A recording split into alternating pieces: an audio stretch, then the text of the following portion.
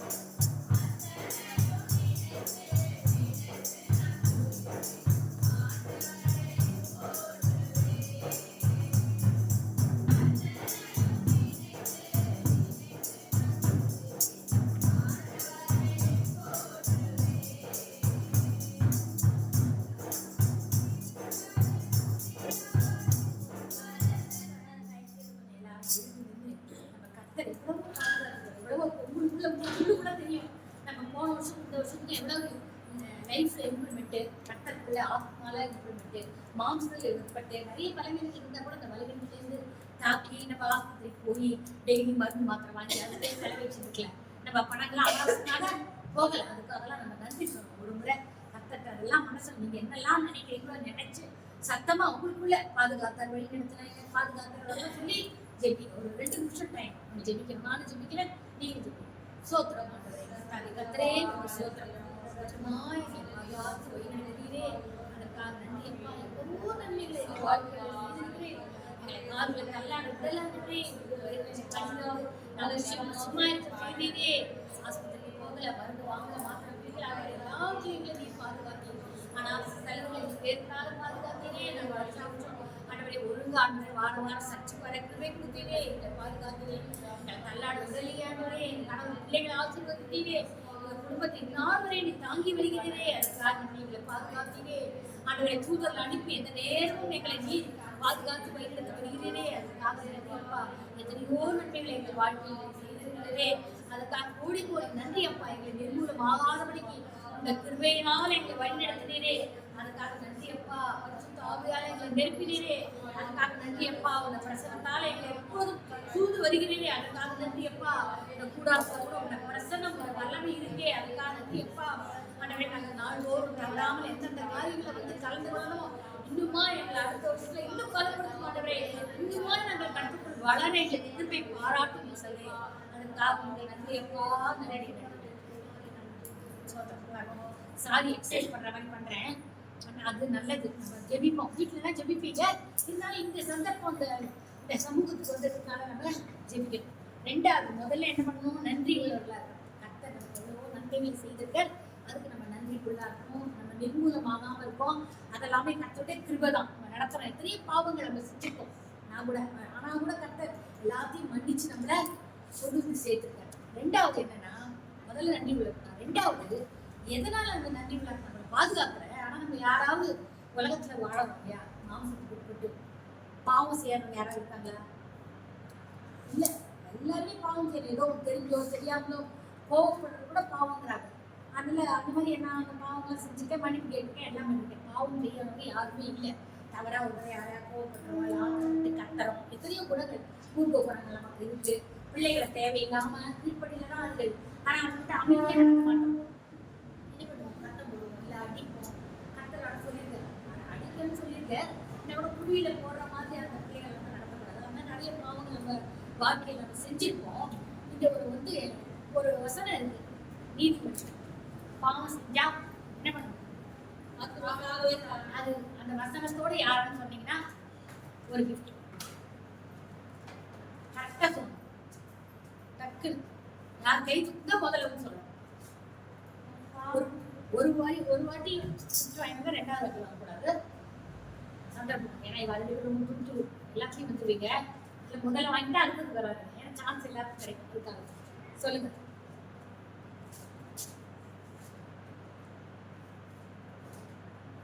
நீதிமொழிகள் சொல்லிட்டேன். வசனம் மட்டும் சொல்லணும். நீங்க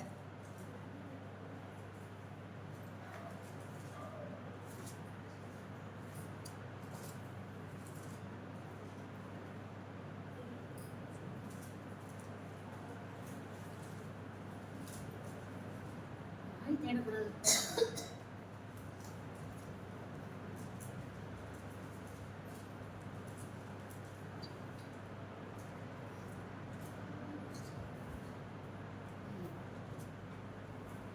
சாப்பிட்டு குடிச்சிட்டியா? அப்புறம் பரிசு இல்லையா? அப்புறம் வேணாம்.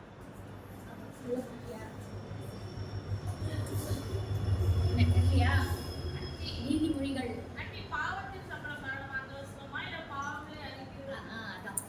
பாவங்களை அறிக்கை செய்து விட்டு விடுகிறவன். சரி சொல்லு படி. நம்ம பாவம் செய்யணும்னு சொல்லவே முடியாது. ஆனா பாவம் செய்து நம்ம அறிக்கையிடணும். பாவத்துக்கு மன்னிப்பு கேட்கணும்.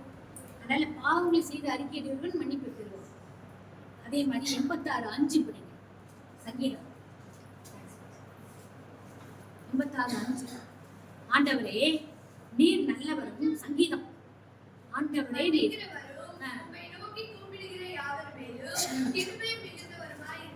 நம்ம தப்பு பண்ணிட்டா கூட அதுக்காக நம்ம வந்து வருத்தப்பட வேண்டாம். வருத்தப்படணும். மனவேதனை பண்ணணும். கலங்கணும். ஆனா அந்த பாவம் என்கிட்ட இருக்கு. நம்ம அவர்கிட்ட மன்னிப்பு கேட்ட பிறகு அதை நினைச்சிட்டே இருக்கக்கூடாது. நான் தப்பு பண்ணிட்டேன். தப்பு பண்ணியாச்சு. முடிஞ்சு போச்சு. நாங்க தான் நினைப்பேன் எங்க வீட்டுக்கார பாவம் பண்ணி இதெல்லாம் கடன் நிறைய பேருக்கு பணத்தை வாங்கி கொடுக்கல இல்லை. அந்த பாவம் எங்க இருக்கக்கூடாதுன்னு நான் ஜெபிச்சேன். இப்போ எனக்கு அது போயிடுச்சு. அந்த பாவம்லாம் எங்கிட்ட இல்லை. அதை நான் விசுவாசிக்கணும். ஒரு வாட்டி மன்னிப்பு கேட்டுட்டேன்னா ஆண்டவர் வந்து கிருபை உள்ளவர். அவர் நல்லவர். மனக்குறுக்கம் நிறைமையவர். சாந்தம் உள்ளவர். மனத்தாழ்மை உள்ளவர். அவர் நோக்கி கூட்டுற யாருக்கும் அவர் எப்படி இருக்கார்? அடைக்கலமா இருக்கார். கேடமா இருக்கார். துருக்கமா இருக்கார். அப்படிப்பட்டவர் நம்ம பாவம் மன்னிப்பு நிச்சயத்தை பெற்றுக்கொண்டா அதுக்கப்புறம் அதுக்கு பண்ணின்னு அவர் சொல்ல போடுறார். மனுஷங்க தான் சொல்லுவாங்க நீ அப்ப பண்ணியே. நான் கூட பெரிய வீட்டுக்கார சில சமயத்துல சொல்றேன். போயிட்டு எதுக்கு சொல்றேன்னா என் பொண்ணை நடத்தல என் பேர் ஏதாவது சொல்றதும் சொல்லுவேன். என்னப்பா நீங்க நியூஸ்டர் சொல்லுவேன். நான் சொல்றேன் நீங்க அந்த மாதிரி கேட்கக்கூடாதுப்பா அப்படின்னு. எதுக்குன்னா நம்ம பொதுவா பாவம் செஞ்சு நம்மகிட்ட மன்னிப்பு கேட்குதா மனுஷங்களுக்கே நம்ம சொல்லாம இருக்கோம், அதை மறந்துடும், அப்படி நம்ம இருக்கிறது இல்லை. ஆனா கர்த்தர் இல்லை, மன்னிக்கிற தேவன் நல்லவர். அதை திரும்பி நினைக்கவே மாட்டேன். என்ன சொல்றாரு, பெழுக்குக்கு மேற்க நான் தூக்கி போட்டேங்கிறேன். அப்படிப்பட்ட தேவன்கிட்ட நம்ம மன்னிப்பு கேட்ட பிறகு கண்டிப்பா கர்த்தர் நாங்க மன்னிப்போம். முதல்ல நன்றி சொல்லணும், ரெண்டாவது நம்ம பாவங்கள்லாம் நம்ம அறிக்கையிடணும். அதே மாதிரி நம்ம வந்து என்ன பண்ணணும் தெரியுமா, நம்ம வந்து நம்ம கர்த்தரோட பாவங்களை நம்ம வந்து கர்த்தர்கிட்ட போய் நம்ம பாவங்களை மன்னிக்கிறோம்னா திருப்பி திருப்பி அந்த பாவத்தை செஞ்சுட்டே இருக்கக்கூடாது. மன்னிப்பு கேட்கிறோமே அதே திருப்பி இது பண்றோம். உலகத்துக்காரங்களே ஏதோ கோவப்படுறோம், அதெல்லாம் வேற விடுங்க. பிள்ளைகிட்ட கோவப்படுறோம், கணவன் மனைவி கொல்லப்படுறோம், அது வந்து சாதாரண காரியங்கள். அது நான் சொல்லிட்டு இப்ப லஞ்சம் வாங்குறாங்க, அந்த மாதிரி காரியங்கள்ல கோபம் செய்து பாவம் இல்லாம இருக்குன்னா கோபமே இருக்கு இதுல. அதனால அதை தவிர மற்ற காரியங்கள் பார்த்தீங்கன்னா, லஞ்சம் வாங்கினேன், ஒரு வாட்டி எனக்கு தண்டனை கொடுத்து, அப்புறம் நான் திரும்பி திரும்பி அந்த காரியத்தை மன்னிப்பு கேட்டேன்னா என்னை மன்னிச்சுட்டேன், திருப்பி திருப்பி அந்த காரியத்தை நான் வந்து செய்யக்கூடாது. 1 யோவான் 1:8 படிக்கிறேன்.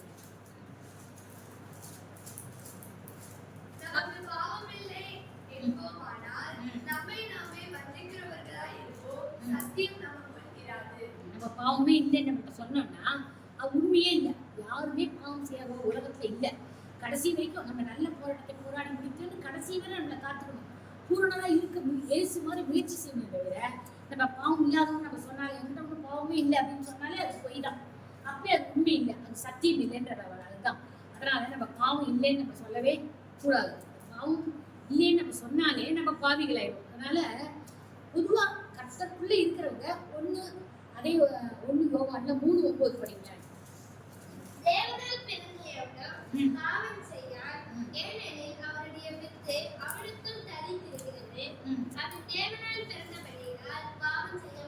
நம்ம எல்லாம் என்ன பண்ணோம், தேவனால் பிறந்தவர்கள் ரட்சிக்கப்பட்டவங்க, நாம ஸ்நானம் பெற்றோம். அதனால நம்ம பாவம் செய்ய மாட்டோம். பொதுவா பாவம் செய்ய மாட்டோம். தேவனால் பிறந்தவங்க பாவம் செய்ய மாட்டாங்க. ஆனா நம்ம பாவத்துக்காக மன்னிப்பு கேட்கணும். அதனால தேவனால் பிறந்த நம்ம பாவம் செய்ய மாட்டோம் ஒரு உணர்ச்சி நமக்கு எப்போது இருக்கணும். ஒரு நாளும் பாவம் செய்யற ஒரு சந்தர்ப்பங்கள் வரலாம். இப்போ நான் வேலை செய்யற இடத்துல தான் நான் சாட்சி சொல்ல முடியும். இப்போ வந்து எனக்கு வந்து லஞ்சம் கொடுக்குற மாதிரி வரலாம். அவன் கொடுத்தானே நான் பரவாயில்லையே வாங்கிக்கூடாது. அப்போதான் அது பாவம் செய்யுது, தூண்டுறது. அந்த பாவம் செய்ய தூண்டுதல் வந்தா கூட நம்ம பாவம் செய்யாம இருக்கிறது தான் நல்லது. அதே 3:7 படிங்களேன்.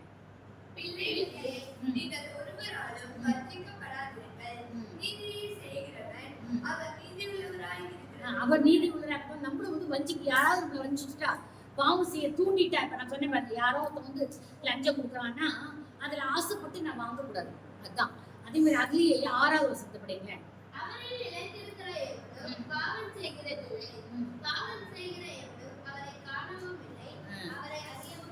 அதான், அவர் நிஜமா நான் ரட்சிக்கப்பட்டிருக்கேன்னா நான் பாவம் செய்யக்கூடாது. அவங்க நான் இருக்கேன்னா நான் பாவம் செய்யறவங்க தான் இருக்கணும். 1 யோவான் 5:10 அதுலயே படிக்கல. 12வது வசனம் 5ல தேவனால் பிறந்த எவனும் பாவம் செய்யான் என்று அறிந்திருக்கிறோம். தேவனால் பிறந்தவன் தன்னை காக்கிறான், பொல்லாங்கன் அவனை தொடான். நம்ம தேவனால உண்டாயிருக்கிறதுனால அடுத்த வசனம் படிங்க. தேவனால் உண்டாயிருக்கிறான் என்று உலகம் முழுவதும் அறிந்திருக்கிறோம். நம்ம கிறிஸ்து இயேசுக்குள்ள இருக்கிறதுனால உலகத்துல நம்ம இருந்தா கூட உலகம் வந்து பாவத்துல முழுகிருக்கலாம். ஆனா ரட்சிக்கப்பட்ட நம்ம அப்படி இருக்கக்கூடாது. நம்ம எப்படி இருக்கணும், இந்த பாவமும் நம்மளை அணுகாதபடிக்கு நம்ம ரொம்ப ஜாக்கிரதையா இருக்கணும். அதான் அந்த பாவத்தோட மன்னிப்பு பெற்றுக்கொண்டாதான் நம்ம தேசத்துக்காக ஜெபிக்கும் போதே நமக்கு அதுக்கு பலன் கிடைக்கும். நம்மளோட இது இன்னைக்கு கூட சொன்னேன் பாருங்க. இப்ப நான் சொன்ன குறிப்பெல்லாம் அதுக்காக நமக்கே ஜெபிக்க கூடாதுதான் இன்னைக்கு நான் வந்து நிறைய பாயிண்ட் எடுப்பேன். தேசத்துக்காக நான் ஜெபிச்சுட்டு இருப்பேன், நம்ம மக்கள். அதனால இதை நான் சொன்னேன், இதெல்லாம் மனசுல வச்சு நீங்க ஜெபிங்க. நான் இப்ப சொன்னது வாலிபர்கள், பரிசுத்தம், நம்ம நாட்டை சுற்றி அந்த மாதிரி எல்லாத்துக்காக எப்போதும் நமக்காகவே ஜெபிச்சுக்கூடாது. எனக்கு வீடு வேணும், எனக்கு அது கிடைக்கணும், இது கிடைக்கணும், என் பொண்ணு நடக்கணும், என் பொண்ணு நடக்கணும், அதே ஜெபிச்சுதான் விசுவாசத்துக்கு அடுத்தது நம்ம சமைக்க ஜெபிக்கிறோம். ஆனா அதை தவிர உலகத்தார் காரியங்களுக்காக தேசத்துக்காக நம்ம ஜெபிக்கணும். அந்த வார்த்தை இருக்கு. அப்ப நம்ம ஜெபிக்கும் பொழுது மற்றவரோட நம்மளை கத்த பண்றதுல பயன்படுத்துறாரு. அது கூட 2 நாளாகும் 7:14 படிக்கிறேன்.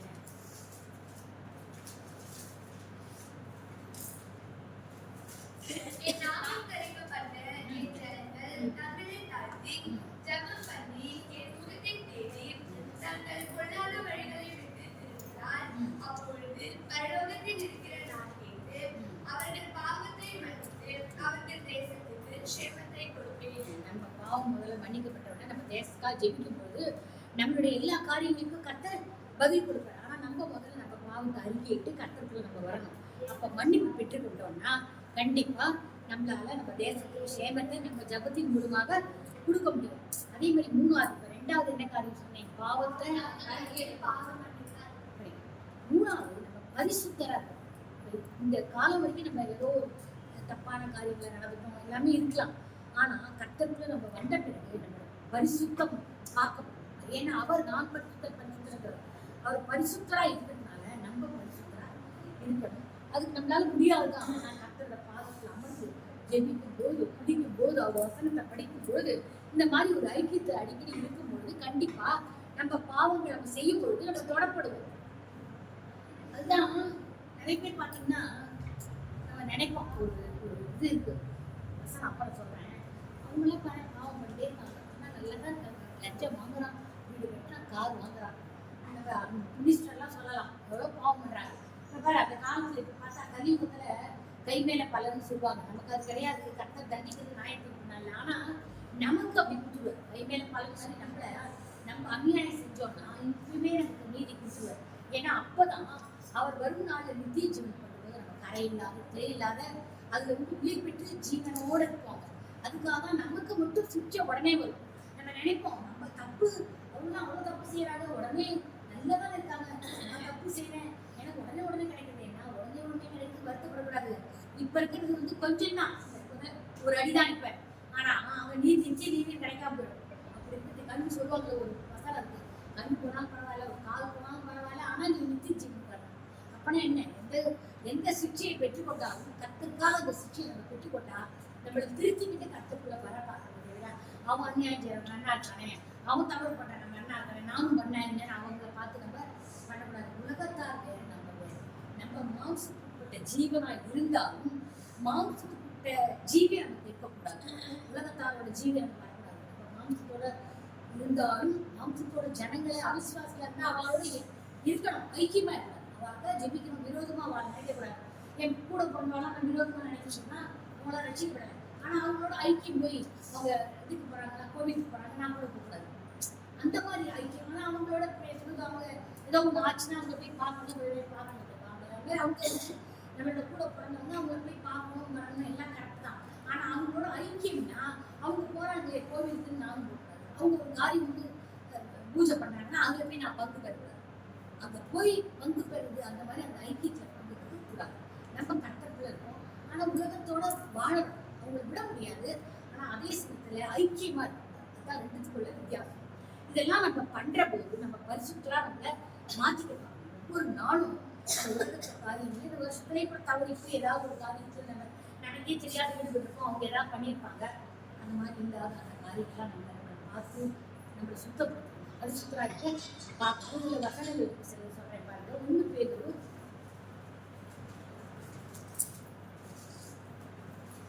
15:16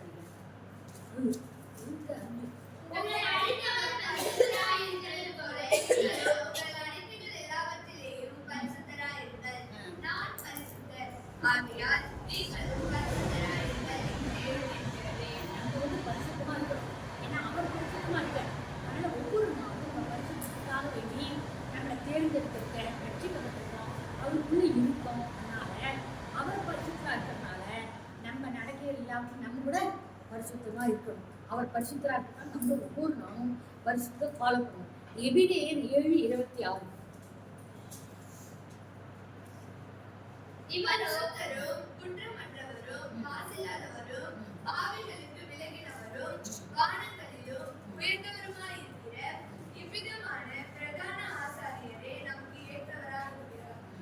அப்படிப்பட்ட பிரதான ஆச்சாரியர் தான் நம்ம கொண்டிருக்கோம். அவர் பரிசுத்தர், அவர் தான் நம்ம பிரதான ஆச்சாரியர். நம்ம ஊழியக்காரர்ல பார்க்க கூடாது, அந்த ஊழியக்காரர் தப்பு செய்யறாங்க, அந்த சர்ச்சுக்கு நான் போறேன், நானும் தப்பு செய்யறேன், அப்படி பார்க்க கூடாது. நம்ம யாரை பார்க்கணும்னா பிரதான ஆச்சாரியாருக்கு இயேசு கிறிஸ்துவை பார்க்கணும். ஏன்னா ஊழியக்காரர் கூட இந்த உலகத்துல வாழறவங்க தான், மாம்சப்பட்டவங்க தான், அவங்களுக்கு குடும்பம் இருக்கு, தீமைங்க, அவங்க பாதுகாக்கணும். எவ்வளோ அவங்க தவறுன்னு எந்த ஒரு தவறு செய்ய மாட்டாங்க.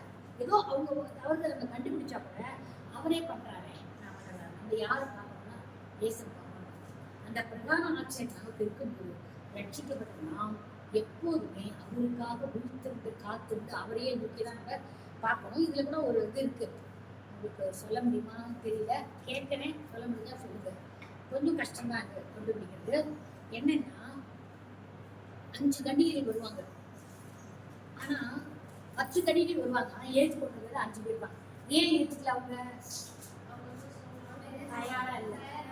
அந்த விளக்குக்கூடிய திரி எண்ணெய், திரியை மட்டும் வச்சு எண்ணெய் இல்லாம என்ன கிடைக்கணும்? இந்த பரிசுத்த எண்ணெய் எதுக்கு இருக்குதுன்னா அபிஷேகம், பரிசுத்த ஆவியை குறிக்கிறது, அந்த பிரசங்கத்தை குறிக்கிறது. அது நம்மள இல்லைன்னா கேட்கறதுக்காக இருக்குது. கடைசி வரைக்கும் நான் போராடிட்டு கடைசியில ஏதாவது பெரிய தப்பு பண்ணேன்னு சொல்லி நான் நினைக்க மாட்டேன். இத்தனை இருந்தே போதகரா இருக்கட்டும், மூப்பரா இருக்கட்டும், விசுவாசலா இருக்கட்டும், எல்லாதான் இது வரைக்கும் இப்பதான் இப்படி பண்ணிட்டேன்னா அவ்வளவுதான், அவர் எனக்கு தெரியாது, என்னை யாருமே எனக்கு தெரியாது. அப்படி இல்லாத இருக்கு. 5 கன்னிகள் என்ன பண்ணாங்க? முட்டாளா இருந்தாங்க, வரத்துக்கு தயாரா வருவாருன்னு நினைச்சிட்டாங்க, ஆனா ஆயுதமா இல்லை, வீட்டு இருக்கு. அது அந்த வசனத்தை யார் சொல்றீங்க? சொல்லு. 26. அது ஒரே ஒரு வசனம் குறிப்பிட்டு சொல்லு. அதாவது அந்த 5 கன்னிகள் விடப்பட்டுறாங்கல்ல, அதுக்காக.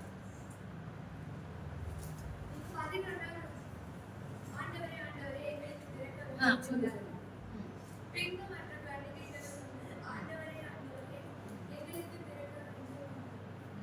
அவர் விட்டுட்டார்.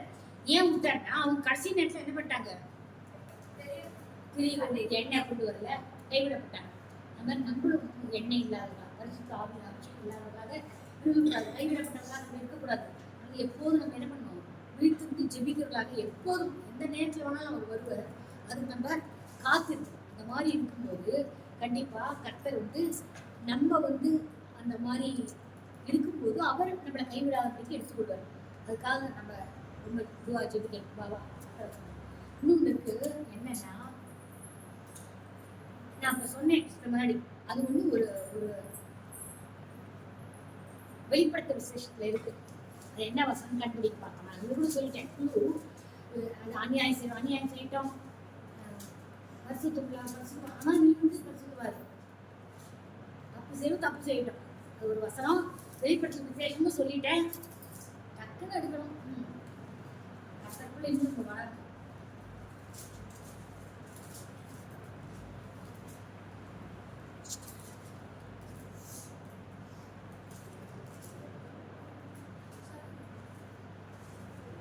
சொல்றியா? Very good. ஏன் சொல்லுவா? முழுப்படி அநியாயம் செய்கிறோம். கரெக்டு. சங்கீதம் 22:11. படி.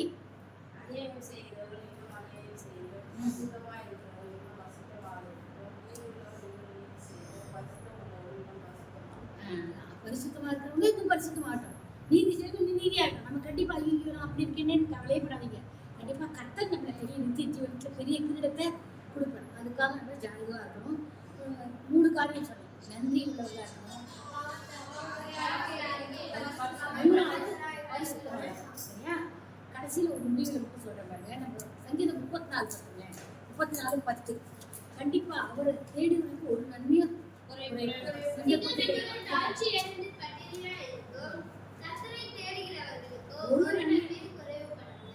ஒரு நன்மை அவருக்கு குறையே இருக்காது. நம்ம அவரை தேடுறவங்களா இருக்கணும். நான் சொன்னேன், இந்த வருஷம் கடைசியில நம்ம எப்படி இருக்கணும்? நன்றி உள்ளவர்களா இருக்கணும். பாவம் செஞ்சிருந்தாலும் மன்னிப்பேன், இனி பாவம் செய்யாம இருக்கணும். அது பரிசுத்தமா அவர் வரும்போது நம்ம ஆயத்தமா இருக்கணும்னா பரிசுத்தமா இருக்கணும். இல்லைன்னா என்ன பண்ணுவார்? எனக்கு உங்களுக்கு தெரியாதுன்னு சொல்லுவார். நீ யாருக்குமே தெரியாது. அந்த மாதிரி நம்ம அவர் நித்திய ஜீவனை பெற்றுக் கொள்ளும்போது என்ன உனக்கு தெரியாதுன்னு அவர் சொல்லக்கூடாது. அவருக்கு அவருடைய நித்திய ஜீவனை நான் பங்கு பெறணும், அந்த ஜீவத்தை அது ஒவ்வொரு நாளும் நினைக்கணும். இந்த உலகத்து காரியங்கள் இருக்கட்டும், அதெல்லாமும் செய்வார். அவர் அதை செய்யாம இருக்க மாட்டார். அவருக்கு உட்பட்டவர்களுக்கு எந்த காரியத்தையும் குறையே வைக்க மாட்டார். ஆனாலும் நம்ம இந்த காரியங்கள்லாம் செய்யும்போது கண்டிப்பா அவருக்கு நன்றி உள்ளவா இருந்து பாவம் செய்யாம பரிசுத்தத்தை ஒரு நாள் நம்ம காத்தோம்னா கண்டிப்பா அந்த ஜீவிக்கிறத நம்ம பெற்றுக்கொள்ளணும். நாமத்துக்கு பரிசு உண்டாவதாக. இப்ப இந்த 3 சொன்னத்தை பரிசு பெறாதவங்க யாராவது சொல்லுங்க.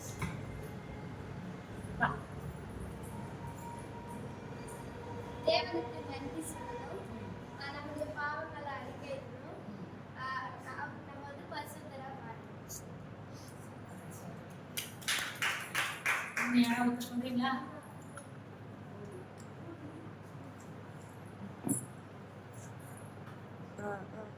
நன்றி சொல்லணும், பாவத்தை அறிக்கையிடணும், பரிசுத்தம்.